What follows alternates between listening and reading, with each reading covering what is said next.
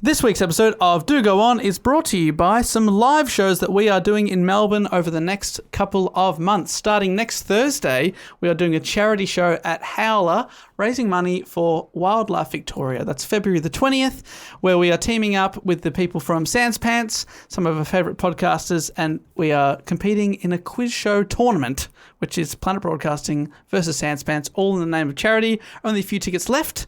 And we are also doing 4 shows at the Melbourne International Comedy Festival for Saturday afternoon starting March 28th. And tickets are available now at comedyfestival.com.au, where you can also pick up tickets for Matt Stewart's and Jessica Perkins' stand-up shows. Oh, yeah, big time. You sure Do can. not Jessica me. Oh, come on. If they look for Jessica, they're not going to find me. All right. So Jess Perkins is called Almost. My show, Matt Stewart's called, what's my show called? Monkey House. Monkey House. Jess is on at 6, mine's on at 7. You can go to both if you want to. Why not go to both? You should. On the days that do go on, you could go to all 3. Whoa. We will have to rush, I've been told, but I imagine all our listeners are very fit, so Oh, yeah. Shouldn't be a problem. no worries. They can do a 5-minute walk. See you then. See you then, comedyfestival.com.au. This podcast is part of the Planet Broadcasting Network. Visit planetbroadcasting.com for more podcasts from our great mates.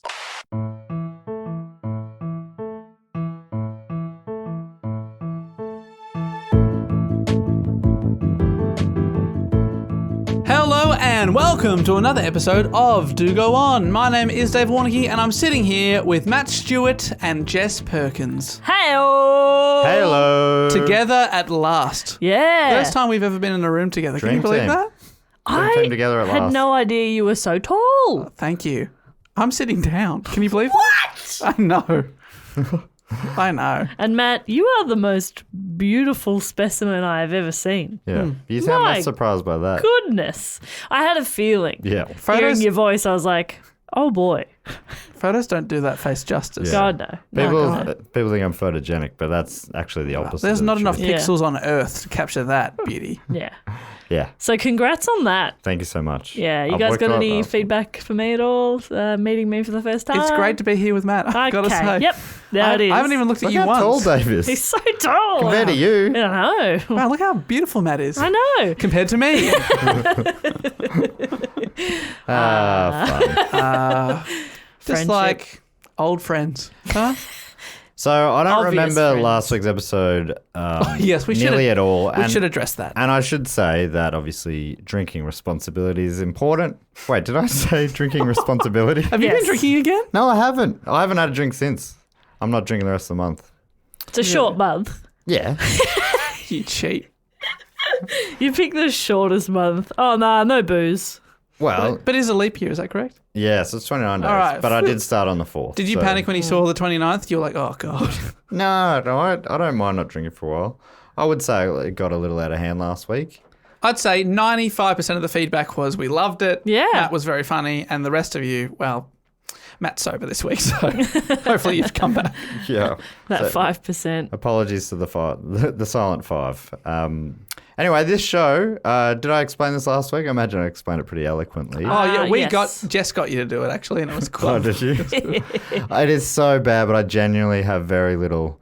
I remember saying about the crunch the second time, But not It the was first. so- and funny. I do not have the guts to go back and listen to it. Anyway, apologies if anyone found that too tedious. But this week it will be tedious for a different reason because I'm just me normal. So the way this show works, one of the 3 of us researches a topic, usually being suggested by a listener. And this week is no different. This week I've done the research. I've got the topic. And to get us onto the topic, I'm going to ask this question. It's topic adjacent, the question. Okay. But I thought I'd ask a genuine question that you might have a chance of getting right because I don't think you would have heard of the topic. Okay. Don't ever assume Okay. that I won't know it. All right. Well, I'll ask you. Because I might. I'll surprise you. Great. My question is, which European country invaded fuck. and occupied Ethiopia between 1935 and 1941? I'm looking straight to Dave. He's Um, our geography boy and also a history boy. Yeah, it's our war boy. And I'm kind of like, I'll get you a cup of tea if you want. That's Oh, my well, role. I'd love a cup of tea. You want a cuppa? Yeah. Okay. Earl Grey? You guys go on without me for a bit. Just going to go pop the kettle on. While Dave has a think about this one. European country. Yes. France. No, it's not. Jess, you want to have a guess? It's close. Oh, well, In that it was European. Is it European? But it's it's a Western European country. yeah, well, nah. No idea. It is Italy. It is Italy, Jess. Well done. Yes. So my topic, it's sort of like, that's semi-relevant. If it wasn't for that occupation, then this story wouldn't have occurred. Okay. So, Okay. I'll just tell you what the man's name was, who's at the center of the story, see if you know him. My Italian, even though I am something like 1/8 Swiss Italian. Sorry. Let's get it right. It's 1/16. So 1/16? Well, that's On the podcast, it's 116. Okay. which makes me laugh so much. One nana is one of my 4 grandparents was Swiss Italian, but maybe she did have other heritage as well. But I read the history of my nana. I got sent this thing. The first Mascherini to come to Australia, Antonio Mascherini, who's my great-great-grandfather, I just read a mini history of his journey. I'm like, would it be too self-indulgent to do a bonus episode for Patreon about my Swiss Italian? I'd be keen to hear it. Yeah, it was pretty interesting. Anyway, so the point was that my Italian pronunciation will be spot on. So the man who this story centers on is a man named Felice Benuzzi. Felicia. It looks like Felice Benuzzi, but I think it's Felice. I looked up the pronunciation. It looks like it's Felice Benuzzi. Okay. So I don't know if I'll be able to keep that up. But anyway, this topic was suggested by listener Victor Gimeno de Manuel from Madrid.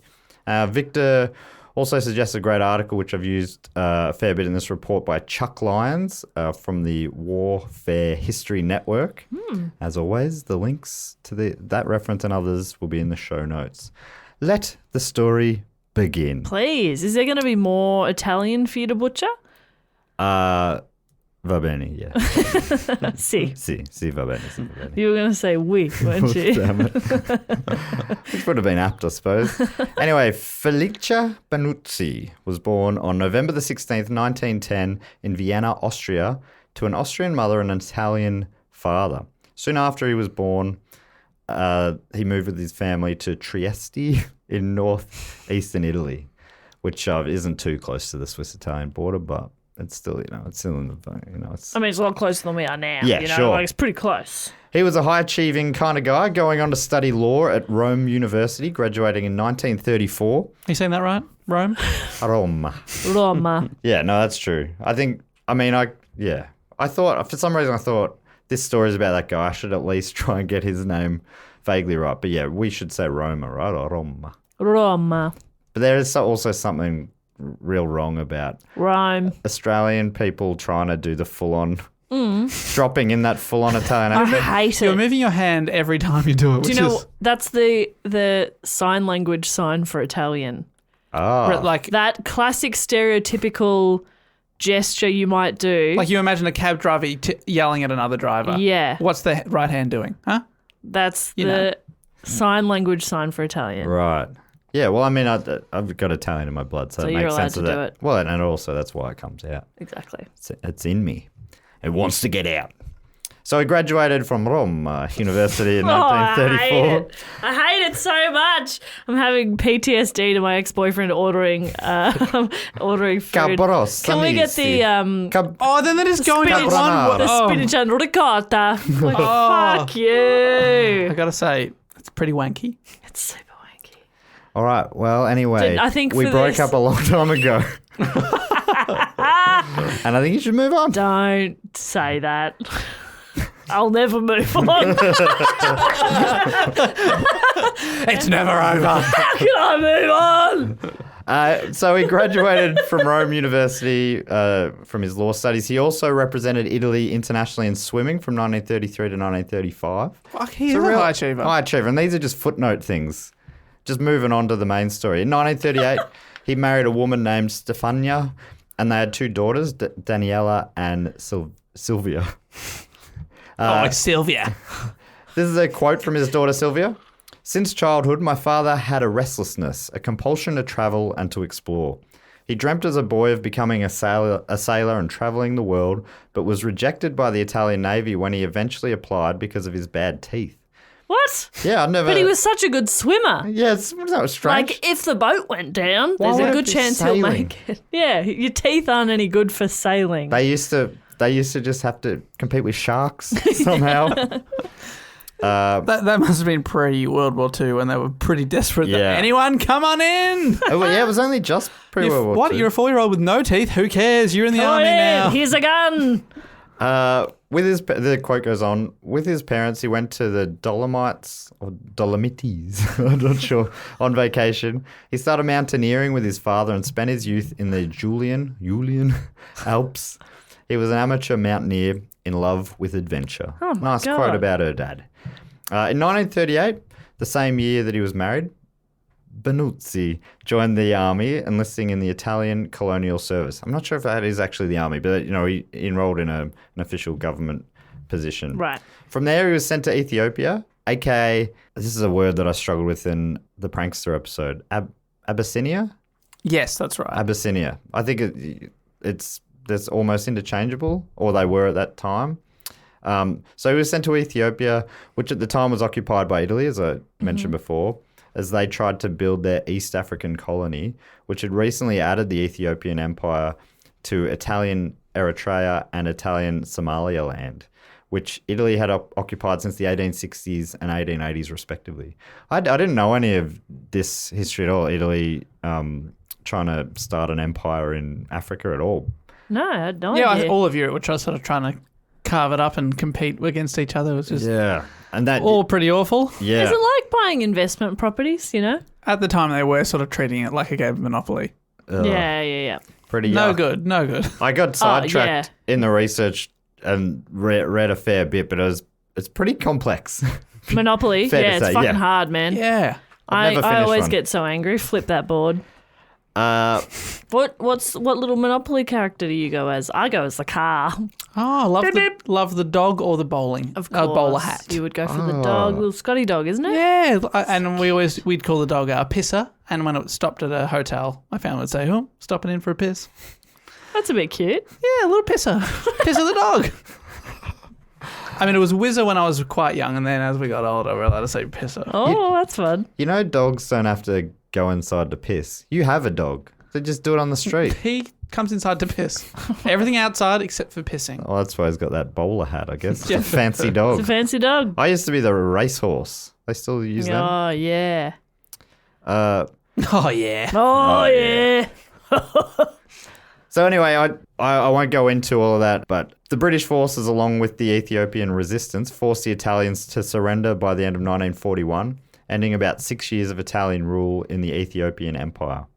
With this, Benuzzi was taken prisoner by the British, and according to Lyons, he was stationed in Addis Ababa, the capital city of Ethiopia, when the British Army offensive moved into East Africa. By 1941, he was a prisoner of war interned in British Prisoner of War Camp 354 at the foot of Mount Kenya and just south of the equator. Initially, Benuzzi found life in the camp relatively pleasant, but quite boring for prisoners, writing, "The sole activity for this host of people was to wander around the camp, walking around and talking to one another." Yeah, get your steps up. Get your chats in. That sounds like a fucking dream. What do you mean? That sounds great. It actually does As sound prison pretty camps go, you Yeah. know? Do a bit of walking, do a bit of talking. Walking and talking. I love that. You don't have to hit any rocks. You're not worn down. You don't have to pay bills. Not worn down by life. You don't have reports to write. What POW camps make you pay bills? No, I'm just saying, like, you don't have to live All right, your mate. normal life. Just the water builders came in, and if you could sort this one out, that'd be nice. All right. Don't have those stresses of life. It does, like, I agree. It sounds pretty good to me as well. When he first... All we can do is walk and chat. I'll talk a little bit about other things they could do as well, which also sounded nice, but... I think we're depressed. if You're longing for a POW camp in the 40s. yeah, that sounds all right. I think I just need a break. I think I'm tired. Anyway, When he first arrived, it was rainy and the weather was overcast, meaning he was unaware they were stationed so close to Mount Kenya. He couldn't see it for the first little period he was there. That was until one morning when the weather briefly cleared and he got to glimpse the impressive mount. According to Lyons, though he was a mountaineer, it was the first 17,000-foot peak Benuzzi had ever seen, and he wrote that he remained spellbound for hours afterwards. Wow. He just looked at a mountain. Fuck, it is boring in there, isn't it? He sees a hill and he's like, whoa. There was one time, I caught the same bus every day for 6 years when I was in high school on the way home. And about 4 years in, one day I was on the drive home and I looked over. Suddenly there was a mountain I'd never noticed before. Wow. And then every day from then I was like, has that always been there? Has that always been there? For 2 years you did that. Yeah. No, I was like 4. Oh, so yeah, it was 2 years. Me going, that's still there? I couldn't believe it. Yeah, anyway, so I can understand how it would blow that guy's mind. But also, he grew up mountaineering. He loved mountaineering. It was his childhood passion. And then all of a sudden, he's ended up at the foot of a mountain bigger than he's ever seen before. Yeah. I guess it's like going to like a really beautiful beach. You know, you're like, whoa, I've seen a lot of beaches, but this one's particularly good. Yeah. Do you know what I mean? Yeah. think Be it's like like a going to Melbourne person Whitehaven. going to another beach. Yeah, our beaches suck. So he described it as having fallen in love. Oh, it's offensive for his wife. According to I Britannica. thought about that mountain all night long. That mountain did things to him. Nobody else ever has. It would be fun if the story took a turn and it was about how he married the mountain. In my head, he did. Well, actually, I didn't read that he didn't. Yeah. So, Can't prove it. according to Britannica, Mount Kenya, or Kirinyaga in Swahili, is a mountain and volcano, an extinct volcano, in central Kenya, lying immediately south of the equator. It is the second highest mountain in Africa after Kilimanjaro, which is located some 200 miles to the south. The Mount Kenya area was added to UNESCO's World Heritage List in 1997. The base of the mountain lies at some 5,250 feet. At the 8,000-foot contour, the circumference is approximately 95 miles. Its summit area is categorized by steep pyramidal peaks. Pyramidal? Yeah. Pyramidal. I've got to tell you, all these mountain stats are getting me hot under the collar. Wow. Principal Glad you're among sitting which... down, Dave. Yeah, me too. So the three main peaks are Batian at 17,058 feet, Nelian at 17,022 feet, and Point Lenana, 16,355 feet. They're the big three. That's really quite tall. Yes, second biggest in Africa. So big mountains, even bigger than the ones in Australia. What? Bigger than Kosciuszko, think- which I've walked to the top of. Bigger than one that I once saw from the bus on the way home from Warrandyte High School. Come sure? on, Matt. Do your research. What is the mountain in Warrandyte or wherever you were? No, to be honest, it's probably just a big hill, but I've never seen it before. I've never seen it. Has that hill always been there? Is it still there? I don't know. So Probably. Mount Kosciuszko is 2,228 meters above sea level. I don't know what that is in feet. All right. What about triple that? So So it's it's still nowhere about near. half or less. Yeah, right. Lyons described the mountain saying, around its base lay fertile farmland cut out of the tropical forests. Then it rose through jungle and belts of bamboo, through timberline forests with relatively small trees, lichens, I don't know what that is, and moss, then heath. Lichen. Lichens. Like lichen and moss. What's that from? That's from Roof Seal, the Roof Seal jingle. If your roof is getting lost in the lichen and the moss, and your mortar isn't where it ought to be, give it back that old appeal with a visit from Roof Seal. 1-800-. The bit they'd want me to remember. And then does the seal bark and go, roof, roof. Yeah. What is the number? That's funny. That's the only place I've ever heard lichen before. Start the number again. 1370. 1-800. It's 7070. Roof, roof. 100. So that's lichens are sort of like a mossy sort of thing. Yeah, it grows on rocks Roofs. and roofs. Roofs. So lichens, moss, then heath and grassland, followed by glaciers and snowfields. It's pretty wild, like a bit of everything. Wow, that's cool. Yeah. It sounds like a kid drew it. All right, and then there's a jungle, then there's Yeah. a forest, then there's a glacier, then there's a tiger. Okay. And the tiger, you have to answer 3 riddles. And if you don't, it eats my teacher, Mr. Kevin. I hate you, Mr. Kevin. Mr. Kevin. I don't know his last name. He won't tell me. Well, it's one of those progressive schools. We call the teachers by their first name. But I would call him Mr. Kevin. To Benuzzi, it was like it was a mountain like he'd never seen before. He called it an ethereal mountain. He was so bored. The mountain remained in his thoughts as he continued on with the monotony of what sounds like a very pleasant prison life. He's just thinking of boobs. So you just walk around and talk to people. Yeah. And Well, go, look at that mountain. one night, heading back to his barracks after a game of chess, he had an epiphany. Walking along, he heard someone hammering away inside one of the buildings, and according to him, a strange sense of envy crept into my mind. That prisoner had set himself a task, whatever it was. For him, the future existed. He had found a remedy for captivity. To break the monotony, I need only to start taking risks again. It changed his mind. It's this banging noise. Someone hammering away. God. He goes, holy shit, this guy's got it together. It's probably like the janitor fixing someone's bunk bed. Totally. The plumber to fix it. I wish I could have an epiphany every time my neighbours were making noise. Yeah, banging sounds. But Your neighbours do make banging sounds. Still got a different neighbours, but yes. There are some neighbours who they make... bang away, Oh, hammer away. Yep. Their Never life has gives you an purpose. epiphany. But I've also got neighbours who just moved in next door who were building furniture at like midnight, just drilling into the wall and stuff late at night.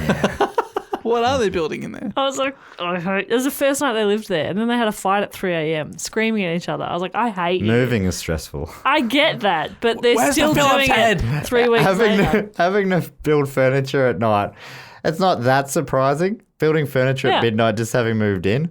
Oh, really? And that ended up with an argument? Yeah. Okay, so why are you siding with them? Oh, no, I'm not. I'm just saying. I was awake at who's 3 a.m. who's choosing to do that? I know, they're idiots. I'd be sleeping on just the wooden floor or whatever. Yeah, Or Anyway. I'd probably have a couch or something. but I could have had a lot of epiphanies Yeah.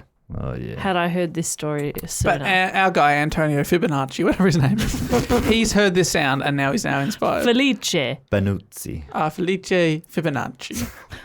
A little offensive as an Italian man, but I'll let you get away with it. I really like the name Fibonacci. Doesn't it sound good? That's a great name. It does sound great. It's just not relevant here. Not relevant. That's not his name. It's like me saying, Dave, is it? Nah, I like Fibonacci. I'd love to be called Fuck. Fibonacci. Of all things I Nah, could have it's like said. bleh. Yeah, I think I'm going to call you. Bleh. I think I'm just going to call you me vomiting in a bucket every time I see you. Bleh. I'm just having a flashback the last week. Happy to be called Blur as well, by the way. Oh my God. Fibonacci. Actually, it goes Cobra, Yes. then Fibonacci, then Blur. That's my preference. Interesting. Where's Dave sit in that? I haven't thought about it. Okay. Hasn't made the cut. So this whole epiphany led him to make the decision that he was going to climb the mountain. Sure, yes. I had that thought. You got there before he did. Yeah, big time. I thought he was going to fix a bunk bed. This is a story about a guy in a POW camp who fixed a bunk He bed. was really he wrote a 600-page novel about it. Then he married a mountain. There were a few stumbling blocks in his way. Firstly, he didn't have any of his mountaineering gear. And maybe even more importantly, he was in a prison camp. Yes. Lyons describes how he started overcoming the first issue, saying, he began by writing to his family in Italy and without saying why, asking that they send him his boots and some warm woolen clothing. He quit smoking and he used his allotted cigarettes, the general currency of the camp, to buy other items he needed. He sold whatever of his personal belongings he could to raise additional capital, scoured camp trash heaps for usable items, and was able to locate a homemade Italian flag hidden in the camp. He hoarded chocolate, dried fruit, and crackers from the food parcels he received, had ice axes fashioned from hammers stolen from a workshop, and created crampons rigged from odds and ends salvaged from the trash heaps. You know, crampons are sort of spiky shoe things for Right. hiking. Right, I was like, what? The men tampons. Fair enough. For maps, he had only sketches he had made of the mountain from sight. That's not how a map works. So meaning he can only see one side of the mountain. Yeah. Luckily, he found a label from a food can with a picture of Mount Kenya that showed the other side of it. You're kidding. Oh my God. So they were his two maps.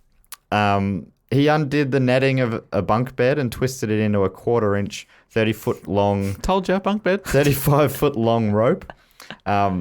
His experience climbing, so he did a lot of work. Yeah. His preparation took about 8 months. Wow. His experience climbing, but I guess all of that gave him this purpose that he was looking Yeah. for. His experience climbing in the past told him that he would not be able to reach the peak alone, so he decided he needed 2 other men and set out to recruit them. The first would need to be an experienced mountaineer who would accompany him to the peak. The other, according to Lyons, would be able to stay at the base camp while the final ascent was taking place. His main job would be help with the night watches while the party worked its way up through the tropical forests, bamboo thickets, and the like on its way to their final camp. They were especially leery of the rhinoceroses that were known to roam the lower parts of the mountain. Lucky for Benuzzi, he shared a bunk with the perfect candidate to fill the first role. This is wild. He shared a bunk with a doctor who also happened to be a mountaineer. Oh my God. His name was Giovanni Belletto. Belletto was respected by the camp authorities, and they had given him a section of the camp garden to turn into a veggie patch. This is another prisoner. He's got a little veggie patch out the back. Adorable. In that, next to his veggie patch, he also built a small tool shed. So the first spot was filled. What's he growing in his veggie patch? Tomatoes. Yeah. What else? That's it. Split peas. Ooh. Anything else? Dingleberries. Ah. Yeah, so a bit of everything. Yeah, Big three.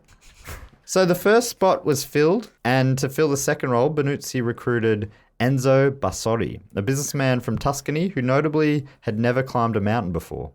I reckon Enzo's going to be that one who can stay back. You know? Yeah, I reckon. You stay there. Hey, Enzo, chill out for a bit, I reckon. He was asked at one point why he brought on a man who had no mountain climbing experience. And he said, quote, "It was because he was universally thought to be as mad as a hatter, and mad people were what we needed." Someone crazy enough to go through it, Okay. I guess. So the group was now made up of Benuzzi, Belletto, and Bassotti, which I'm sure won't be confusing to me as I go on reading. Call them the B-boys. Benuzzi had Be boys, fly girls, put your heads in the air. I'm so sorry. No, Just hadn't talked for a while. don't you ever be sorry. Just wanted to chime in. Thank you so much, because that's really what your job is. Dave? Maybe Yeah, Dave, you've take been awfully note. quiet over there, just doing a lot of nodding and listening. You thinking about some sexy mountain you're going to fuck later? Yeah. Regret that straight away. Damn it. That's all I think about. Should have said marry. Fucking a Why did I mountain. say fuck? Well, you said it. We're in it now, so keep Damn it. keep You're going gonna in fuck for it. it. How do you You're even gonna do fuck it? a mountain, How are you Dave? going to fuck this mountain? Well, you got to find the good side, the hot side. You know what I mean? Sure. So you're looking at food cans. You got a food can, you got a sketch, you got to pick which one. Where's the front? What's the back? Yeah. Spice it up. Then you put on your crampons and you go to town.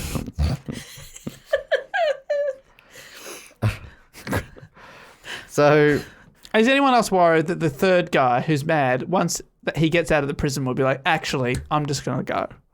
yeah. It's just good to get out of prison.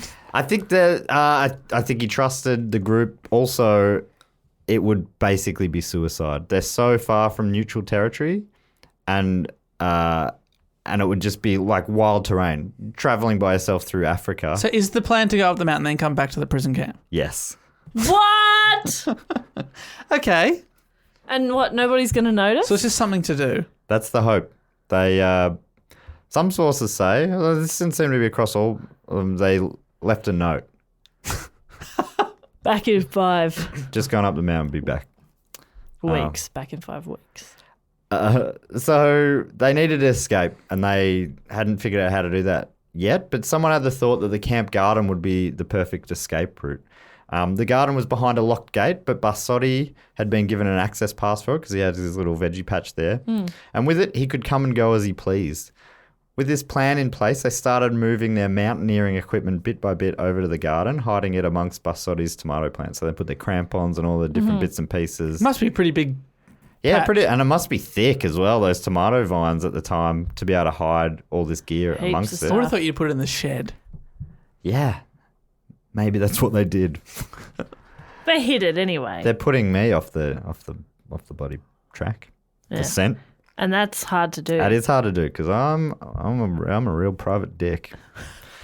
Bassotti's access to the garden was all well and good for moving equipment in, but as the other two men did not have passes, they would need to figure out a different way of getting into the garden on the night of the escape.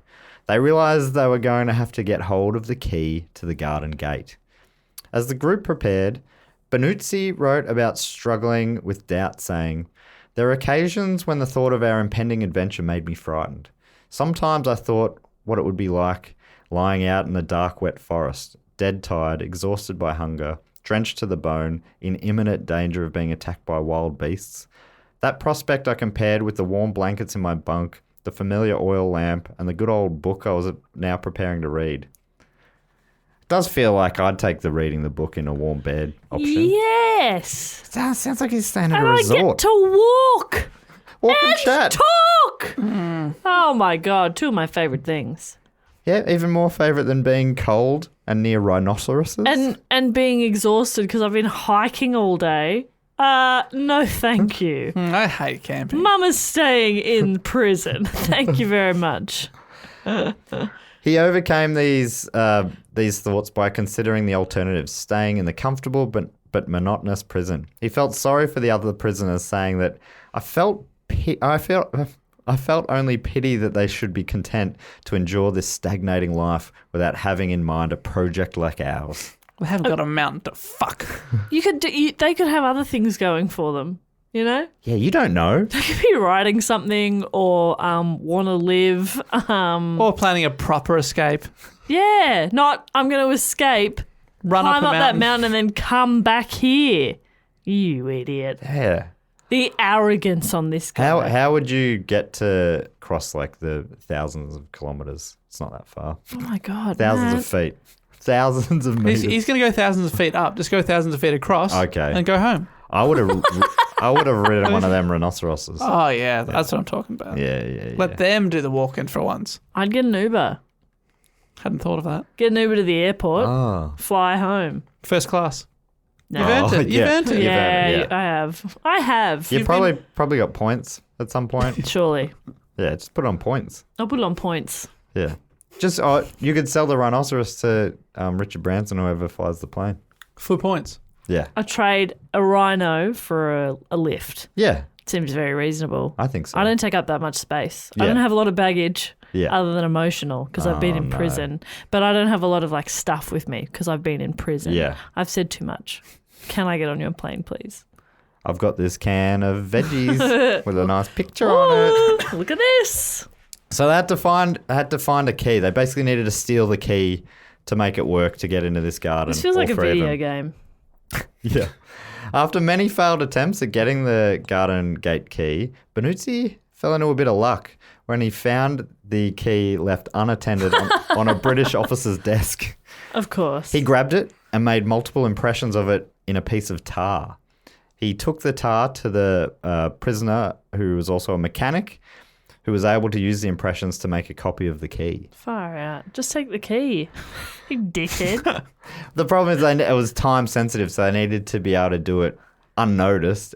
Well, then it's on the soldiers. It's his fault for losing the key. Yeah, I guess if he noticed it was gone, then they might be sprung. Yeah. So this way they could do it and they're none the wiser. Yeah, I get it. It's just I'm lazy. It's the fun they made a key. Out of what? I thought a lot of this was more fun, to be honest. That is fun. He made a key, seemed like fun. anytime Have you you- ever gone to get a key cut? That's fun. You see Yeah. that machine? And then he gives you a key that's the same as the other key. How It's do they do crazy. it? I don't know how It's they do it. magic. And then you think, have they kept a copy of that key? Yeah. Hmm. Yeah.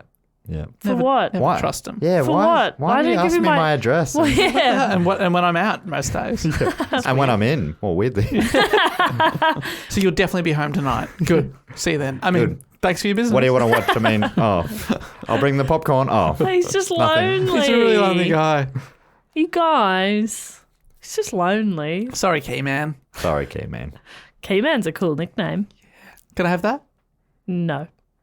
No, blur. It doesn't work for you. Fibonacci. How's that relevant? Fibonacci or Keyman? What's the story there? There's got to be a story behind a nickname. Come up with all my ideas in the bath, like Fibonacci. Okay, and that's why you're called the Key-Man? It doesn't work. You always start one place and then you got a couple of steps away. Yeah. Fibonacci is keys, probably. Yes, or Who's Fibonacci? He's the guy who described dancing. Right? well, no. He took a bath. It's the guy that got in the bath and the water rose and he was like, Eureka, I've got it. I'm Fibonacci. Oh, yes. Oh, that's when he thought of his name? Eureka, I've got Oh, my Stop God. calling me Greg. I'm Fibonacci. Rebrand. That's when it happened. Okay, I He's been love sitting in that. the bath for 3 weeks trying to think of a cool name. God, what can I call myself? Tap? No, that's not good. Fibonacci? Fibonacci. Oh, what am I talking about? I'm going crazy. Fibonacci. I've got it. Yells out Eureka. yells out to his wife, Susan, I've done it. Shut up, Greg. It's not Greg anymore. I'm Fibonacci. You're still Susan, though. Huh? I think that's how it went. That's definitely how it went. Yeah. Verbatim. We are pretty good with history. Yes. And geography. And maths. So they've got a new key. They got a fake Yes. key. Are you Fakey. emphasizing that for a reason? No, well, They got a fake key. You put I that in don't think quotation it's mark? going to work. Benucci went to test the key, and his heart must have been racing as he leant against the gate, just casually leant against the gate in full view of a guard, and he just sort of like subtly slotted it in. Is he like smiling whilst doing it? Yeah, hey, just hanging hi. out, Morning. just leaning on the old gate here. No worries. Don't look at my hand. Click, click, click. Don't worry about that. He tried to turn it. Unfortunately, it did not turn. Luckily, the guard didn't notice that he failed to open the gate. But You better believe he walked away whistling. Yeah, both hands in pockets. Very casual. So he tried to make multiple adjustments to the key, and he did make multiple adjustments to the key.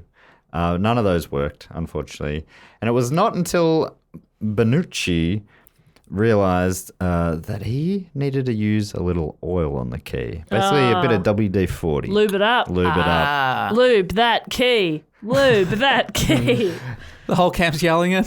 The guard's like, what's happening? What's going on there? They were saying it in Italian. They were so bored. They were all yelling, lube that key, Fibonacci, yeah. So Benucci, he lubed it up and he went back and then he described it as the blissful satisfaction of the click of a complete revolution. Yuck. You pervert. I lubed it up and then I had a bit of sweet satisfaction. The click. That is gross. What an absolute pervert. What a perv. Yuck. Their plans? He's Well, cancelled. He's cancelled. I really like this guy. Well- You've turned on him, both of you. Yeah, well, he turned the lock and we turned on him. Perv.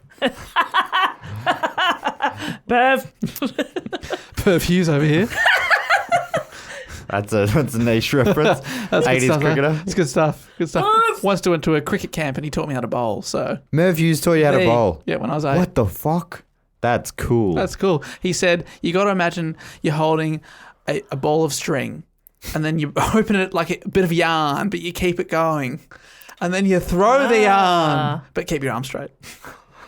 And I that went on help to you with the yarn become the thing? greatest cricketer this country's ever seen. The greatest Australian fast bowler Thanks, we've ever Perv. had. Thanks, Perv.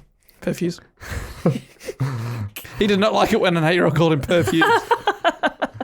What was he doing hanging around all those 8-year-olds? That's Yeah. what I want to know.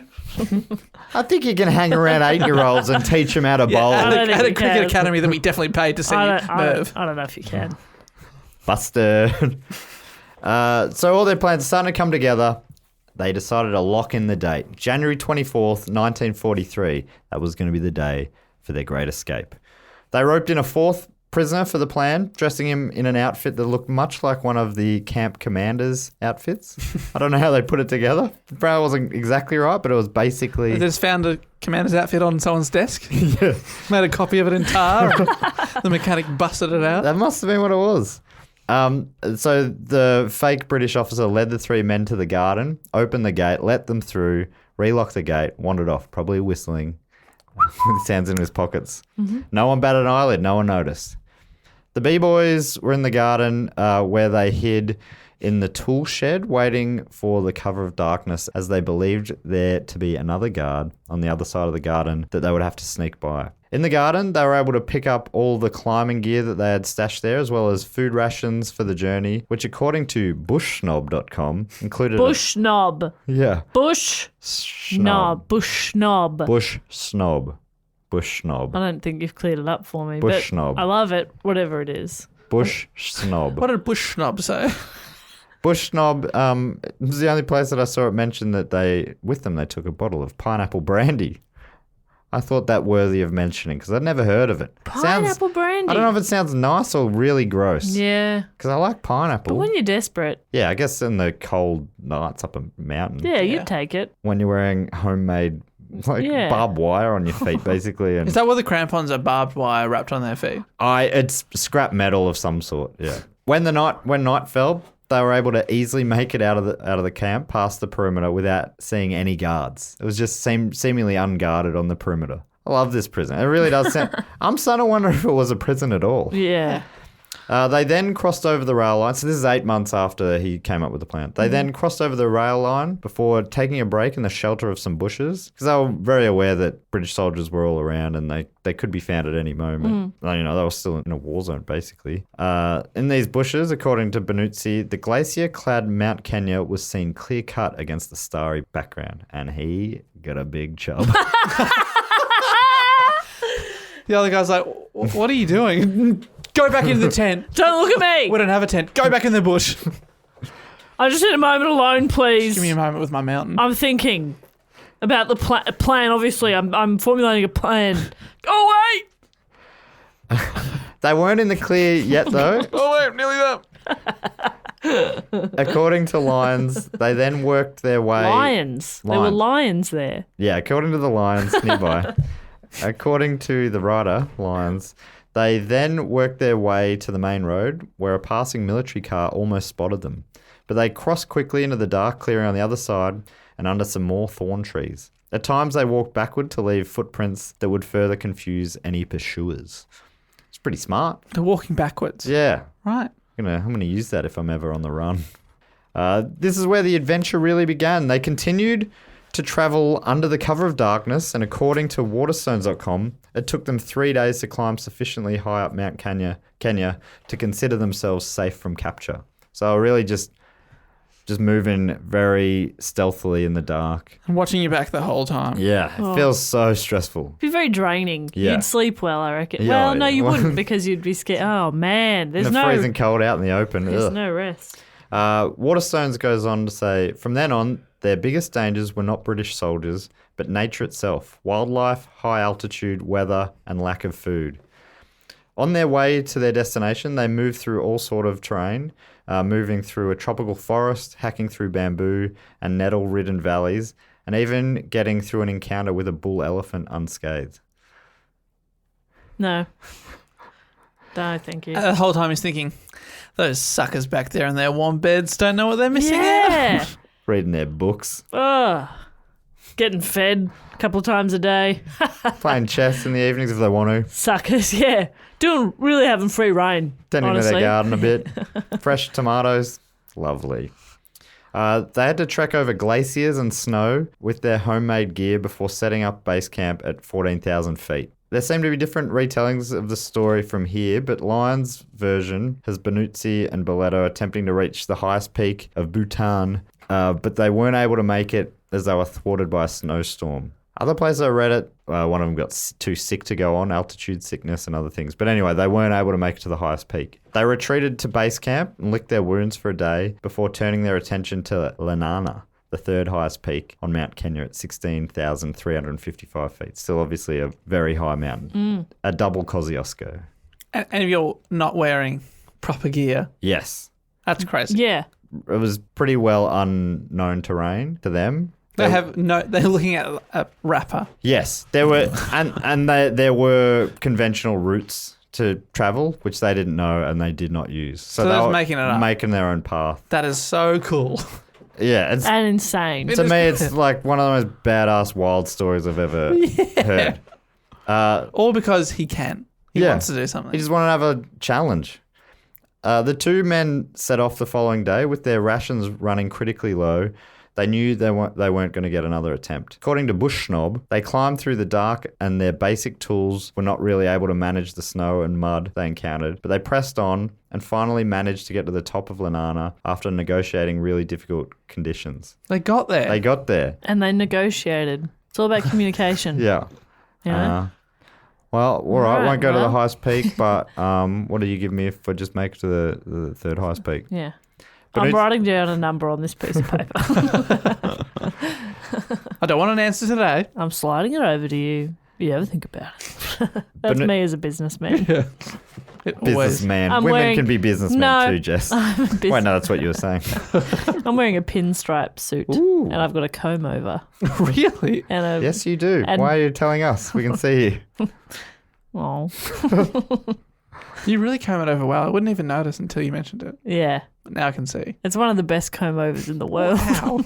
Nobody does comb overs better than me. Yeah, you put Neil Hamburger to shame.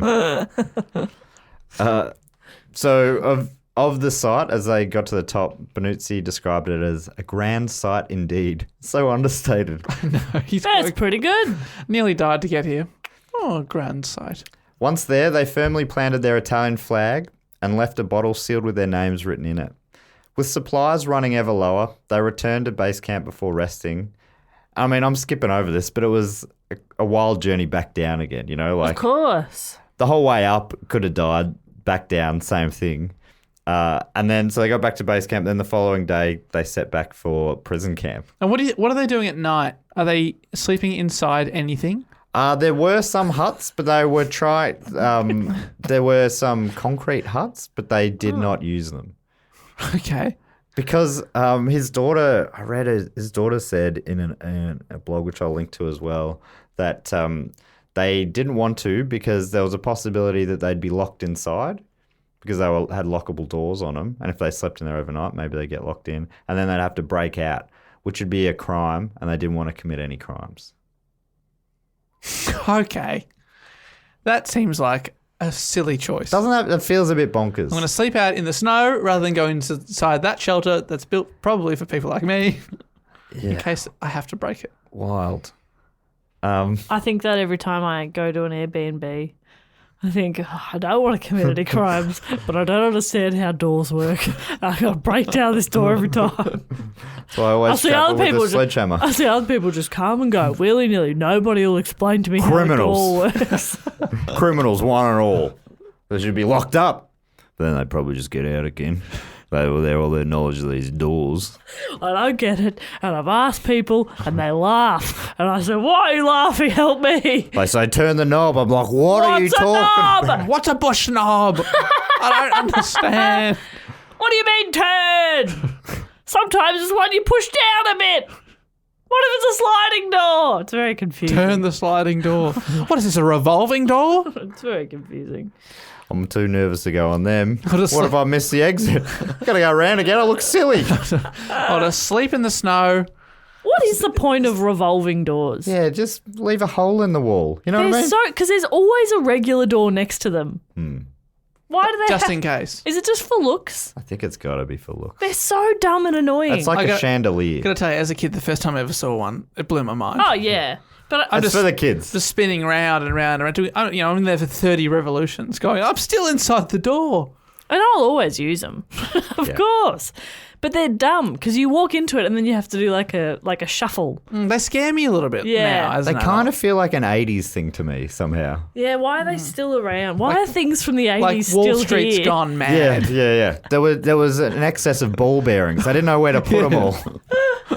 Make the door spin. All right. Everything from the 80s has to go. Except revolving restaurants.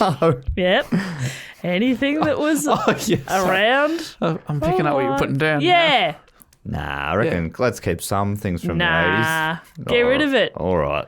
Put them in the bin. Only 90s onwards. Yeah, that's right. 1990. You're on. not counting 1780s, are you? No, All anything from 80s. any 80s.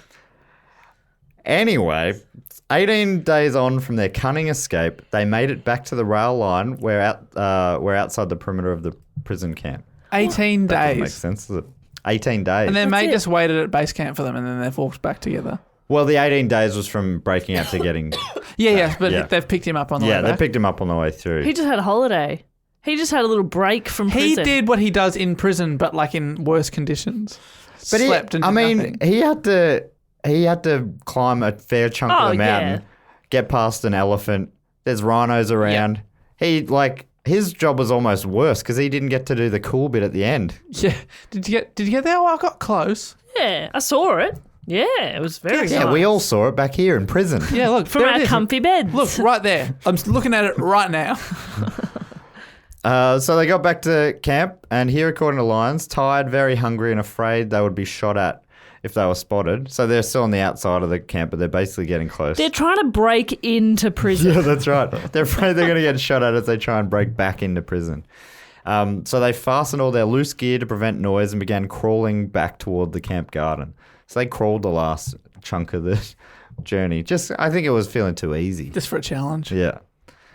He continues, Lyons, in the darkness, they were not seen by any sentry, aka guards, Very bad at their jobs. and slipped back inside as easily as they had slipped out. They snuck back to the tool shed in the garden where they had a restless night as they huddled together near starving. Their mates inside were meant to leave food for them, Right. and they did that. And apparently every day they'd do it, and then those friends had, just taken a little skimming a little bit of food off the top and putting it in there each night. And then they go back the next day to put a little more in. And what they put there last night had gone. And then it happened again and again. So they'd put a little bit in there, but the next day it'd be gone. So not sure why. Is it a But rat? Either a rat, in like literally a rat, or one of them is stealing the extra food for themselves. Yeah, or a guard was like, ooh, nuts. Yeah. Here they are again. A garden fairy's left me a Oh, treat. thank you very much. Oh, nuts. What kind of nuts is it, Dave? Oh, almonds, my favourite. Oh. Either that or they've come back. No one expected them to survive. And they've said, you said you'd leave food in the shed. They're like, Oh, no, we did every day, but just disappeared. They never left any food. Food. The next day when they heard other prisoners in the garden, so sun's up, they're in prisoners out in the garden, they snuck out and sort of mingled amongst them before walking back into the camp amongst other prisoners, where they scoffed down their lunch with the rest of the prisoners, probably with a glass of red wine, Oh, just a Picturing cigar. silver plates. And they then returned to their own bunks to sleep the night before reporting themselves in the morning to the British compound officer. So they haven't been replaced in the bunk. Because my No. worry would be, you've been away for 3 weeks. They've got a new inmate in. Or maybe they did, but they still slept in those beds. Piss off, Jeremy. I slept here 3 weeks ago. So Top to tail. yeah. Their punishment, so they turned themselves in. Their punishment was to serve 28 days in confined cells, but were released after only 7 days. Benuzzi later wrote that the camp commandant was very kind to us and had, as he put it, appreciated our sporting effort. This feels like a very British sort of thing. Well played, chaps. And they came back. That's so weird. Why would you punish them? It's like, well, you're back in prison. You saved us some food Yeah. for a bit. Our overheads are a little down on where they would have been otherwise. That makes sense now. I was thinking, why are we about 3 people's worth of food down? Do you reckon they'd noticed? The They guards? must have, yeah, because there's roll calls and stuff. Yeah. So the night they got back, they skipped the roll call and went to bed because they were missing anyway. No one was they weren't searching for them anymore inside. But yeah, when they found them, they searched them thoroughly apparently, and then put them in these little cells for 28 days, reduced To 7. to 7. Imagine their cellmates, though, who were really enjoying having the place to themselves. Yeah. And now it's like, oh, you Be like being on the plane with a seat next to you, Yes. and that all of a sudden, there's just before takeoff, one last person comes on. right next to Where's you. he going to sit? Oh no, he's coming this way. Where's Stinky Pete going to sit? Oh no. They're always stinky. This does make me think of, have you ever watched Hogan's Heroes? Yes. Yes. And every time you're watching it, you're like, comedy set in a POW camp. That's a bit out there, all right. and then it never, it feels so ridiculous. But this kind of feels a bit. Yeah, like it that. does feel. It feels fantastical. Yes. They would do something like that, sneak out only to sneak back in. Homer. Oh! That was from that, right? Yeah. I know all about Hogan's Heroes from The Simpsons. It's Homer's subconscious, Yes, but he doesn't but know. who does he appear as? Is it Isaac Newton, maybe? Isaac Newton. I'm Isaac Newton, Homer. Who? Yeah, he doesn't know who it is, so then that comes back as Colonel Clink from Hogan's Heroes. That's good stuff. A few days later, some British climbers discovered their flag and bottle on Lanana. British climbers who were up there with actual climbing gear and stuff. And their adventure then became public knowledge. Such an amazing feat, but made even more so when you consider the trio lacked even the most basic information about the mountain before they set off. According to his daughter Sylvia, I've written Sylvia. I've written Sylvivia, and that's Great name. That's what mucked me up there. According to his daughter Sylvia, they were ignorant about many crucial issues regarding their adventure. If they didn't know about feminism back then, so ignorant. I'll probably be the one to talk about feminism Sorry. on this show, Dave. I brought it up so you could teach us. Yeah. If you could sit back, Jess, lean in.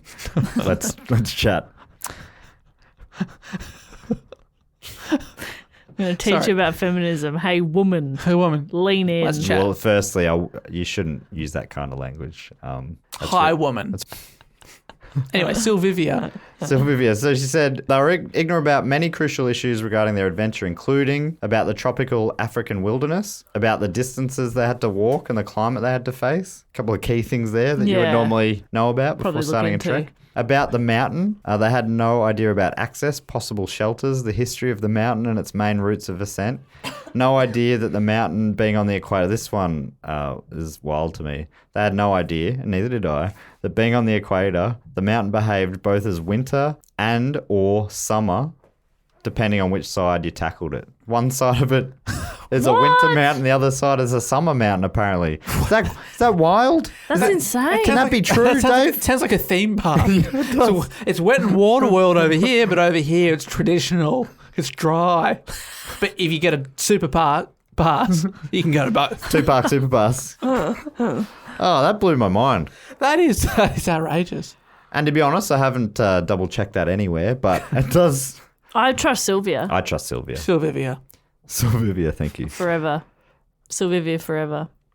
In 1947, Benuzzi had a book published telling his story. The book was translated into English in 1952, titled No Picnic on Mount Kenya. It has also been translated into various editions, including French, Spanish, German, Swedish, and Korean. I reckon someone suggested I'd do that for Book Cheat, that book, I reckon. Yeah, I bet, because it's seen as a classic, certainly a mountaineering classic. Right. And in 1994, it was turned into a film called The Ascent. The film, according to a review on IMDb, is a highly fictionalized real-life adventure of an Italian soldier who escapes a British prisoner of war camp to climb the challenging 17,000-foot Mount Kenya and plant the Italian flag on the summit. That bit sounds non-fiction. It sounds a bit more fictional when the breakdown goes on to say, the obsessive British camp commander pursues him, and the two men are locked in a battle of wills, fueled by honour and their love for the same woman.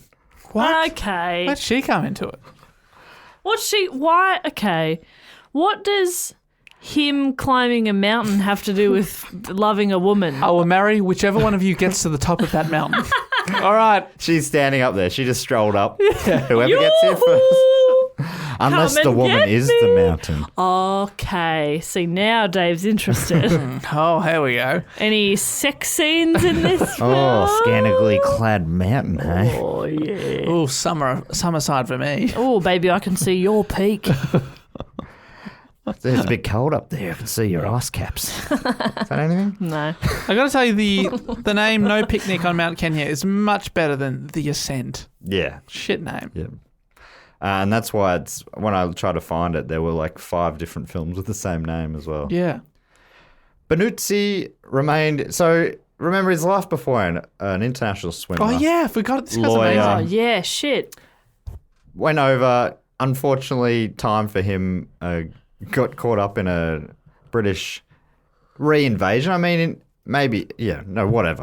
The history there, I don't think Italy was really in a good in the. Didn't have the higher ground there. They did not have the high ground until he climbed the mountain. Yeah, he's like, look, we did it. But And the woman was very happy And then she went on to be his wife, because he won. Sylvivia's mother. Is this true? Sylvivia Seenan, yeah. Mother said, Sylvia's happy. Benuzzi remained in the prison a further 3 years after his return before being repatriated in August of 1946. How long had he been in there beforehand? Couple of years. Right. So he was It's a in long there time. for quite a chunk. His post-war life also sounds fascinating as he became an Italian diplomat in 1948, where he served around the world, including posts in Paris, Brisbane, Australia, Karachi, Canberra, Australia, West Berlin, and as head of the Italian delegation at the United Nations. What? He lived in Australia. In Brisbane. That's where we are. I know. Crazy. Lyons also writes that in 1973 he was appointed ambassador to Uruguay and lived in Montevideo before retiring to Rome, serving in retirement as head of the Italian delegation for the Antarctic. Whoa. What? This guy's like, I don't know why he's not as like a bigger name as Yeah. Fabinucci or something. Fabinucci. Yeah, that's ridiculous. Fabinucci sounds like a real stud. Yeah, Fabinucci's on all the covers of all those Boones and Neil. Mills and Boone. Mills and Boone. Oh, Fabinucci. Of course, all things must come to an end. No. And Felice Benuzzi passed away in Rome in July of 1988 after 77 amazingly jam-packed years. Wow. I thought I'd finish with one final quote from Sylvia Benuzzi. She's become a cult hero. It's just a nice quote. I like the cut of her jib, Sylvia. Sylvia. She wrote, "The idea of climbing Mount Kenya for the simple pleasure of doing so was just my father's idea of fun. Even in such extreme of circumstances. What he sought was to live the adventure, and ever after, he lived each moment of his life to the maximum, because he realised that living was an adventure in itself." Oh, Isn't that's that nice? so nice. He sounds like a really cool dude. Yeah, that's an amazing story. Imagine his temperament must have been, I imagine, super chilled, right? yeah. Just to be able to do all these things so well. Imagine he would have been a pretty laid-back guy. Although he's still going, there's hammering over here. I'm jealous of that. So maybe he was a bit highly strung. I'm not sure. Who knows? Maybe a bit of both. And lucky that the guards were pretty inept. Yeah. He was probably Or a just bit of yeah. a nightmare to be married to, you know? Always doing something. It's like, can you just sit down and watch a movie with me, please? You promised. Friday night movie night. Yeah, I don't think she would have seen a lot of him. Yeah. He hears renovations and he's off. He's gone. And people are always renovating. Always renovating. I wonder if the security was so low at the camp because they knew that it was basically impossible to get away. I suppose it's like, well, good luck out there. Good luck out there, yeah. I wonder. Yeah. What a life. What a life. Wow. And that is the end of my reporto. Well done. Great report, Toe. Thank am I you. saying that right? Yeah, I think so. Which brings us to the point of the show, which I think is everyone's favourite part of the show, actually. It's called the fact quote. It's called the fact quote or question segment of the show. It's got a little jingle Jess does. Fact, quote, or question. Bing. Nice. And the way you can get involved in this is supporting us at Patreon at patreon.com/dogoonpod, where you can support us on a bunch of different levels for all sorts of different rewards, including bonus episodes, which we do a couple of a month, and many other things, including this one if you support us on the Sydney Scheinberg Memorial Rest in Peace level, who was honoured at this week's Academy Awards. Yes. That is right. In memoriam. There he was up there. I was watching and I thought, there he is, Sid Scheinberg. But Quiche Lorraine would have been sitting in the audience, tear in her eye. Proud as punch. Proud as punch. So what you get to do if you're on the Sydney Scheinberg level, you get to give us a fact, a quote, or a question. You also get to give yourself a title. And this week, Matthew Bohr has given himself the title of Head Accountant for the Council of Matt's Regret Face. Didn't realise I needed a council for the regret face. Well, how? Yeah. All right. But I now that I know that I need one, I feel a lot. I feel. What was the full title again? Head Accountant Head accountant. Uh-oh. For the Council of Matt's Regret Face. I was hoping Jess wouldn't notice the accountant part of that role. Shouldn't he be the face accountant? Oh, boy. So he's given us a... Matthew has given us a fact this week. And I don't read these out until I read them out, obviously. Here we go. Matthew writes, fact.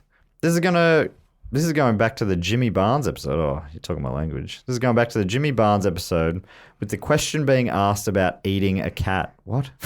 Well, here is a fact for you. Do you recall us talking about eating a cat? Yeah, so you're talking about maybe they were so poor they had to eat a cat or something? yeah. There was oats or something with cat shit on it. Oh, that's right. Something There were like that. potatoes. Potatoes. They had to wash off the cat. But we thought that they were going to eat the cat. And then I said, aren't cats, can't they be poisonous? Okay, well, said. maybe this fact... So that's the context there. Well done.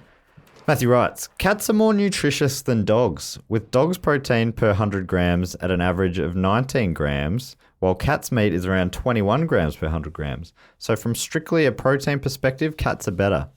Even stranger, though, is the fact that only a small handful of countries, 6, outright ban consumption of these animals, with North America and Australia being on a case-by-case basis. So guard your pets. Wait, what? Taste by cat. Who are you asking? Yeah. The local sheriff? Hello, I'd like to eat this cat. It's case by case in Australia. That's interesting. No, it is very interesting. I don't. I always find it funny when, like it's weird to draw lines between which animals it's normal to eat and which aren't as well. Yeah. But I understand why, because people get very attached to the common pets in Australia, at least, so cats and dogs. So it feels weirder to some people, but cows are pretty cool looking things. Cows can be very cute. When they hold their And big pigs? heads high. Pigs are cute. All little Pigs. piggies. Little piglets. Oh, man. Put them in gumboots. You're my friend forever. But yeah, I never ate pig anyway. So I guess that suggests that cats aren't poisonous to eat. But I look forward to a future Fat Quotal question which debunks that somehow. Actually. I love a debunk of a debunk. Oh, debunk to debunk. Slam dunk debunk. Thanks so much, Matthew. That was a great fact. That was very fascinating. Cats are more nutritious, protein-wise, than dogs. 2%. That does feel high. I mean, I have no idea how much meat would be. That's like, yeah, No idea if that is high, but it sounds high. 20% protein. That does sound high. 20% protein. Protein. Protein. Give me 2. I was thinking that too. Really? Protein. Protein. Give me 2. Meatball. I'd also love to thank Siraj Paris. Siraj. Who's given himself the title of Chief Sardine. And he's also given us a fact. I'm pretty sure I just sent Siraj a t-shirt a little while ago. Oh, very cool. You goddamn legend, Siraj. You know what you did. Unless I'm wrong, in which case, hey, why didn't you buy a t-shirt? That's how we guilt everyone. Siraj writes, "Hi!" Exclamation mark. Good, strong start. Sending in a fact about where I live. Macau is the most densely populated region in the world with about 20,000 people per square kilometre. I reckon I didn't send Siraj a t-shirt then if you're in Macau. Since it's SAR, Special Administrative Region of China, it's not the most densely populated country in the world. That title goes to another casino town, Monaco. It has around 19,000, per square kilometre. It'll probably lose this title soon because, unlike most countries, Macau's land area is growing due to reclamation. Reclamation. Here's a Google Earth time lapse. Well, that one's just for us. Sons of Siraj, Chief Sardine and brand ambassador for Jaffa Juice, brackets, OJ and Chalky Milk, bracket. So his asterisks, the first one was, I see what he did. He said numbers rounded for Jess's comfort. So 20,000 is actually 20,286. And 19,000 is actually 18,960. I genuinely didn't hear that, so that is very helpful. Oh, wait, wow. Well done to our Chief Sardine. Oh, I love it. Thanks so much, Siraj, you goddamn legend. I've told you that before and I'll tell you again. Cool that you're listening in Macau. That is cool. So Great. Can we do a live show there, one of the casinos? Do we have another Siraj? That's crazy. Siraj, he gets around. Don't worry about that. We also love to thank a few other Patreons. Yes. And normally Jess comes up with a bit of a game, somehow based on the episode topic. Yeah. I was cool. What about we name their autobiography? Yeah, fantastic. So instead of no picnic at Mount Kenya, Yeah, where are they not having a picnic? exactly. Or something. Something like that. Well, may I or kick do you it all have a off? better idea, Dave? I'm liking that.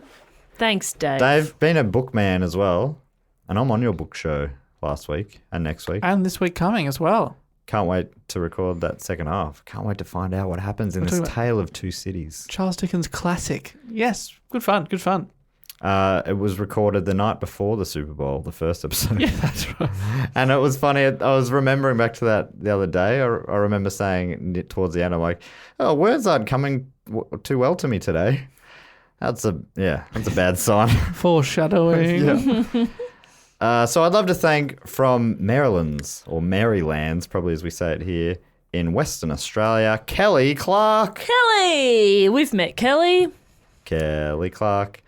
What's her autobiography? Her autobiography would be No Shazamming Okay. in my Shazawa. What? Wow, Okay, Don't use wow. Shazam in the shower. Is it Okay. is that a self-help book? Yeah. And is And other life hacks. Oh, I love it. Shazamming is in the superhero or the app that tells you what the song is Matt, playing? if you have to ask, maybe you need to read the book. Okay, Yeah. I guess I do. No Shazamming in the Shazawa. And Other Life Hacks by Kelly Clark. Sorry, I'd buy it. Mostly out of love a confusion. hack. I wanna love know a what that life is. hack. I Are they all as love baffling as life that? hack. There's these 5-minute craft videos that keep coming up on my Facebook feed. Maybe because I've watched one and now they always come up and I just watch them because they're really dumb life hack ideas. Some of them are so stupid. Some are handy, but some I'm like, why would I do that? What- Anyway, can you give me no, examples? I can't think of an example now, but they're very dumb. They're or they normally like reusing plastic bottles or this, something. yes, or sometimes they're like, oh, this dress is too long. This maxi dress is too long. So they just pull it up and wear it as a strapless dress. And I'm like, well, that's not really a life hack and you look dumb. Yeah, my key there would be don't buy a maxi dress Yeah. if you don't want it to be maxi. Yeah, exactly. Buy a dress. You can take End of YouTube video. you can also take up a skirt, you know? You can just hem it. Oh, yeah, hem a skirt. Which is one of the chapters in Kelly Clark's book. Yep. Hem a skirt. Hem a skirt. Hem a skirt. Stop. Hem a skirt. That's fun. All right. I'd also love to the thank... music sounded nothing like Hammer Time. Now, but yeah, I enjoyed it. that's for copyright reasons. I realised that during. I'm like, I can't find it.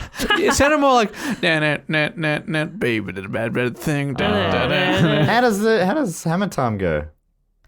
It's hard to do that. No, that's I'm losing it. I'd also love to thank, also from Western Australia in Belmont, it's Annette McTaggart. Annette McTaggart. Annette McTaggart. And her book, No sleeping on the run. with diarrhea, can't get to sleep. Yeah, on the 'Cause runs. you're on the toilet. sleeping so on the often. runs. Yeah. You sure it's not just she's getting away? No, she's got the shits. The cops are following She's her. got the squirts. Yeah, and they're trailing her because of the squirts. Yeah, they It's could. that bad. Well, the trick is you squirt backwards. Oh no! Get them off the scent. Looks like she Literally. she squirted in circles. Sorry, Annette. Not you. It's she's a doing story doughies. about someone. Fictional. It's a fictional story. It's Wait, not, you said it was autobiography. No, but not in this case. She's a No ghost writer for someone else's autobiography. right. No sleep on the Annette runs. does not have the shits. Or Anymore. She's We've all had the shits at some point. Nah, not me. Never shitted. Really? What do you Never mean? shitted. Got him right now. And look at him, he's fine. That's why he's so pale. You are pale. Yeah, I'm not feeling too good. Anyway, You should speak to someone about that. well, what you should do then, Dave, I'm on a hot streak. is thank some people. That'll make you feel better. Thanks, Annette McTaggart. And I'd like to now thank probably Eva, Clark Leopard. Oh my Ooh, Clark Fantastic Lepard, if name. I'm having a real crack. my goodness. That's From a hyphenated Toronto. From Toronto, in Ontario, Canada. I love that some double barrels don't work, but Clark Lepard or Clark Leopard. That's Clark Lepard. that's very good. That's beautiful. Eva Clark Lepard. And ACL. her book, Oh, she's done her ACL. No, that's not anything. It's ACL. It's a knee. Anyway, ligament. That's if your ACL's been copyrighted, you call it your ACL. Oh, yeah, it's my What's turn. that book called? Okay. No, It's all got to start with no. I think so. No. Just go No with- worries. Have a bloody good one. Wow. Okay. Love And Weird, our first non-Australian. yeah. What's that like? patron is- Subtitled "My 12 Months Down Under." That's it. Well, and that is also the Australian title. In Canada, translated. it says, "No worries, eh? have a jolly Canadian time." Hey. Maple leaf. Love it. I mean, they do that for every country. Yeah. Big seller. This big seller. So thank you so much to Eva there. I would also like to thank few names. Got it on the cover. It's a moose riding a bear, which sounds difficult. But And it's it- beautiful. And it is. But difficultly and beautifully. That photo cost $500,000. I have not been drinking today. Here are some names coming at you. Putting these together. David Jose Garcia Aranda. Oh, that's good. Holy moly. DJGA. From Round Rock, Texas. Oh, Round Rock. Like love saying that too. Round Yeah. Rock. David Jose Garcia Aranda. Love it. Love your name. The names today. No rockin' around this noggin. Whoa. Whoa, I like how you didn't rhyme in the end because it felt like you were gonna. And then you didn't. It's like close-ish though. I like No that. rocking around this noggin. What's Yeah. that? What's that? What kind of style of book? It's a book about moons. Oh, Right. The little rocks around. are around the noggin, which is yeah, a moon. Moon. Well, the It's an allegory. Right. A bit of a parable. wouldn't the rocks be the moons and the noggin Nah, be the that- planet? Matt, you've really just got to read it. No, come Okay. on. Don't judge a book by its title. Okay, Yeah, I please. should not do that. Okay, it's eye-catching, isn't it? I've It got your is. attention, don't I? Yeah, I'm You're reading the listening. blurb, Now I'm aren't ya? listening. Flip it over. I'm listening to the audiobook for sure. Yeah, welcome, David. David Jose Garcia Aranda. Many thanks. Many thanks to you. It's my turn to thank some people. I would love to thank from North Yorkshire. I would love to thank Liam Duncan. I'd love to have a beer with Duncan. Oh, mate, I'd we're love all to have a going. beer with Dunk. He drinks in moderation. And he never, ever gets rolling drunk. He drinks in the town and country where the atmosphere is great. Oh, I'd love to have a beer with Duncan, 'cause Duncan's me, mate. Yeah. Well done, Liam. Thanks for bringing So that that's back to your us. book title. But it's with no at the start. No, I'd I'd like to have a beer with Duncan. No, ironically, that one's called No Pub with Beer. Another classic. Meaning nothing to Liam There's Duncan, probably. nothing so lonesome. Is that right? Something ordinary as to sit in the bar of a pub with no beer. Oh, Liam, if this makes no sense, just look up Slim Dusty. And you're welcome. Yes. An icon. Released more than 100 albums, I think. There was like a Slim Dusty museum thing on my road trip over summer, and I begged to go, but it was quite a detour. And we did have to get somewhere. But I was like, come on! I don't know much about him. He'd be a good Me episode. either. That's why I wanted to go. I say he'd be a good episode, but I know nothing about him. Maybe it wouldn't be a good episode. Maybe it'd be quite dull. Who knows? Who knows? All right, and bringing it home, I would love to thank, finally, thank you to Liam again, from Blackheath in London, David Hayden. 2 first names. 2 cracking first names, Okay. though. David Hayden. David Hayden. What's coming to mind for David Hayden? Okay. What should we do? Go around the world? Yep. I'll start with no. Okay. No. Dentist. At. House time. No dentist at house time. One of those ones where you don't get it until the final page, and then it all clicks. And Yeah. you go, no dentist at house time. It's like Turtles All the Way Down. That's what happened in that book. Did you just ruin that book? Nah, I still don't fully remember. But you why. get to the last page and you go, Is that no, the last page? Turtles all the way down. That's the writer that you dislike. But I've read a lot But you of read his like books. 9 of his novels. I John don't Green, is it? Yeah, it's John Green. I don't necessarily dislike it. I just think they're very formulaic. You know John Green's one of our most loyal listeners. And he's And? probably... Well, he's got my money for like 9 of his books. That's He's fine. It's so funny to buy 9 books of a person you don't like their writing of. I know, they're page turners. Right. They're great holiday reads. You just read it. Wasn't I reading it on the UK tour? That's why, cause didn't I keep Yeah, or exclaiming at it? maybe on one of our interstate shows. I reckon you're on the plane going, Yeah. I kept reading though. That's because I didn't have a Switch yet. Now I have a Switch, so you weren't planes are reading- different for me. do you still play the farming game? I'm a bit over it. Really? No, I go back to it every now and then, don't you worry. You still married to that guy? Of course. We're very happy we have a child. Good for you. Oh, that's nice. Thank you, David Hayden. What a legend. What a you legend. are. And all we need to do now is induct a few Yes. fantastic guests into the exclusive Triptych Club. You may not remember this, exciting. but you attempted to do this last week and we said, no, just wait. Just wait. Okay. Well, Yeah. Just in case we've missed any because you You were said, you were "Oh, pretty keen and we were like, nah, nah, mate, it's just all right, mate. don't worry about We'll, it. we'll do it next did I week. do the fact quota question? No, We did it. that. Yeah, I thought Dave I did do. I that. think I do remember that. We did one each, I think. Great. So I also think you didn't think any people either. Jess and I, did we just do 3 people's names each? Yeah, I think we did, yeah. well, that's no fun. All right. So this week, inducting into the Triptych Club, which is for Patreon supporters who've been supporting us for 3 years straight on the $5 or above level. And firstly, I'd love to bring into the club from Detroit, Rock City, it's Reed to Taurus. Read to Taurus. Reed to Taurus. What a legend. I'd also love to bring in from New York City, New York State, Jacob Sullivan. Jacob, welcome. I should let Reed and Jacob know that Dave is going to put you on some sort of gold font on the website, I think. Yeah, at some point he's promised to do that and will, and Dave never goes against his promises. So Absolutely. I've got a lot of spare time coming up, so don't you worry about that. Fantastic. All right. I think that's all the inductees we Wow. have got in today. Well done, Reed and Jacob. We love you guys. Yes. Yes. Yes. Yes. yes! Woo! Man, I'm pumped. I'm so pumped. We are about to record a bonus episode for the Patreon. There are 3 bonus episodes coming out this month because of technical difficulties. One didn't come out at the end of last month. So now is a great time to join. We've released this will be our 60th bonus episode. Jeez. There's never been a Jesus. better time to buy.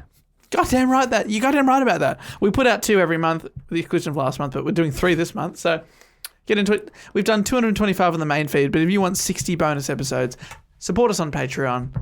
Do us a favour. We love you for it.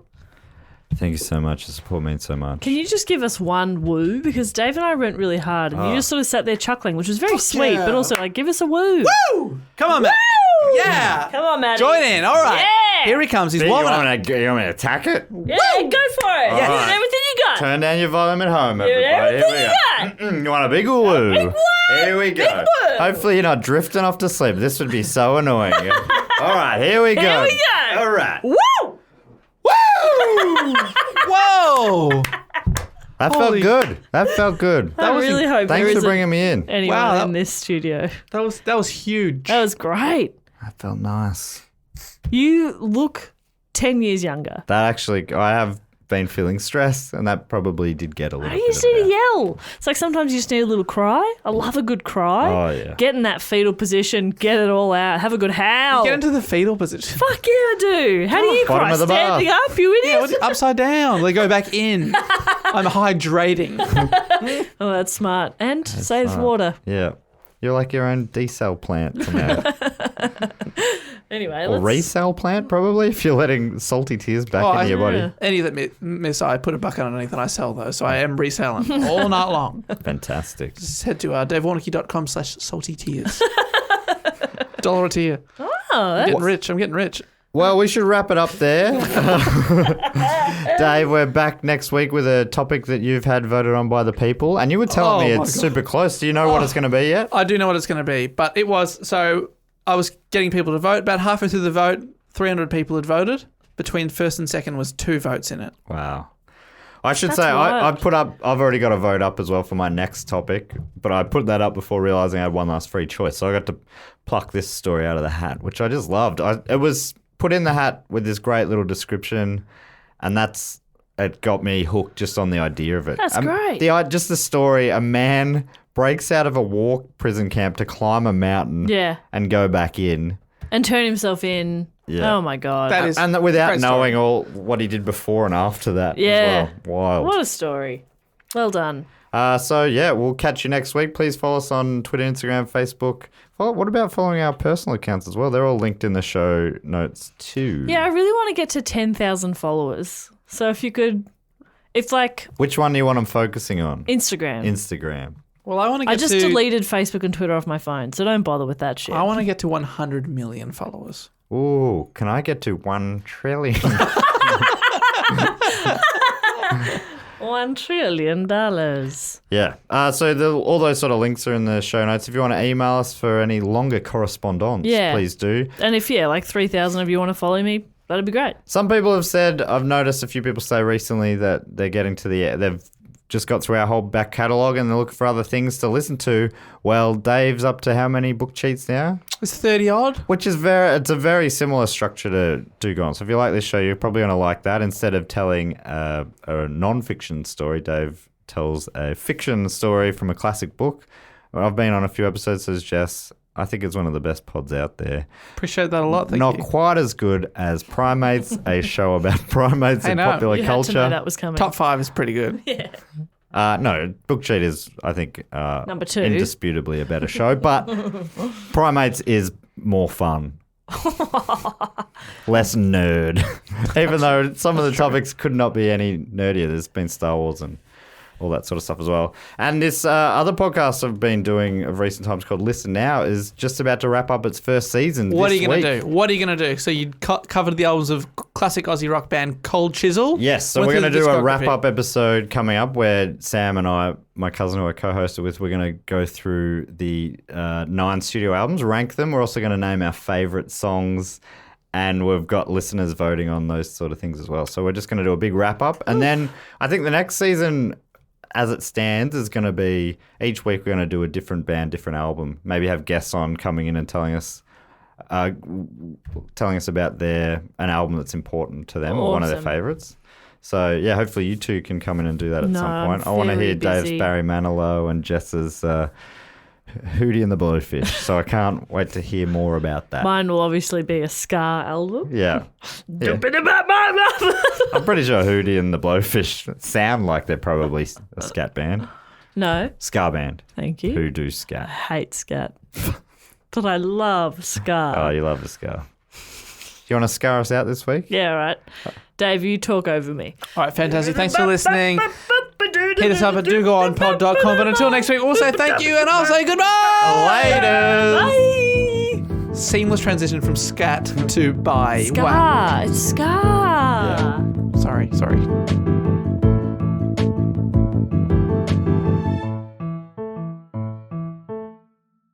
This podcast is part of the Planet Broadcasting Network. Visit planetbroadcasting.com for more podcasts from our great mates.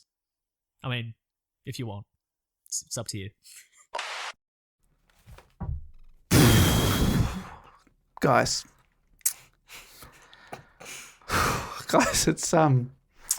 it's me, Dave Warnocky here. How you feeling, Dave? I'm fucking pissed off. Why, Dave? Oh, I've got to make a retraction, a factual update, a little asterisk, if you will. We just finished recording the episode. It was Dave, going why are great. your eyes closed? We all had I'm too angry to look at you. Angry at myself. I've let the team down. I'm upset. We did the episode and I thought it was great. It was a great story from Matt. I thought we had a bit of fun at the end of the Patreon episode. I was about to take a piss, and I suddenly realised, hang on, Fibonacci, that rings a fucking bell. It's the Fibonacci sequence, not Archimedes was in the bath. It was fucking Archimedes. Fibonacci probably had a bath at some point. Oh, Surely you fuck. bathed. What, Dave? It's not like you'd get tweets about it. No, I'm sure I have at this point, and if you have one, yes, I would like an apology. After my apology. Fuck. I came back in, I nearly punched a hole in the wall in here.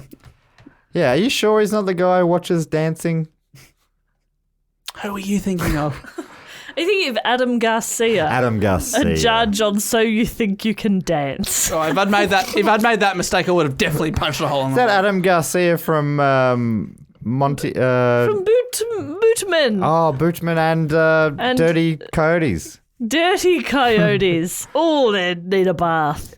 Much like Fibber-Blotchy. Oh, he doesn't need a butt. It was Archimedes. Fuck. Oh, the Archimedes sequence of events that have led us to here. This is tragic. I needed to take an Archimedes-style bath to wash this shame off of me. It is wild that you made us drive back here 3-4 hours away. We're all living in the country tonight. And I still haven't taken that piss.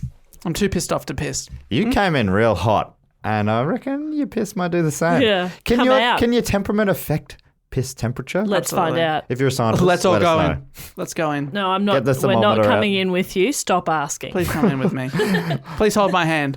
Matt, hold something else. Yes, go on. I hold your peace. Forever. Yeah. I cannot believe I it. object. I thought that was a Sorry, great fuck episode, and I'm really sorry that I said Archimedes. You didn't though. That's When I the didn't. problem. Fuck! You made it unlistenable to nerds who would understand the difference. And Good people. There's no chance of editing out because we talked about Fibonacci so much. So one's a scientist and the other's a mathematician. Is that what you're telling me? Oh, no, now he's Jesus got to Christ. Google. Like, you were just. Fibonacci is a mathematician. All right? That's all you need to know. I'll wait till you're hearing you yell from the toilet again. Fuck! Fibonacci! That's Scaramucci! Oh, of course. Can I do the Fandango? Archimedes was, of course, a mathematician, but also a physicist, engineer, inventor, and astronomer. You fucking dumb shit. He was regarded as one of the leading scientists in classical antiquity. I don't think we need to talk about that anymore. Fibonacci was the most talented Western mathematician of the Middle Ages. Okay. You should do an episode on him to pay your debt. I'm so sorry to Fibonacci and all his relatives. I'd love to hear more about Fibonacci in the future. So you can say it to an episode when it's actually relevant. I'd love Dave to go take a piss. Go take a piss. All right. Thanks, everyone.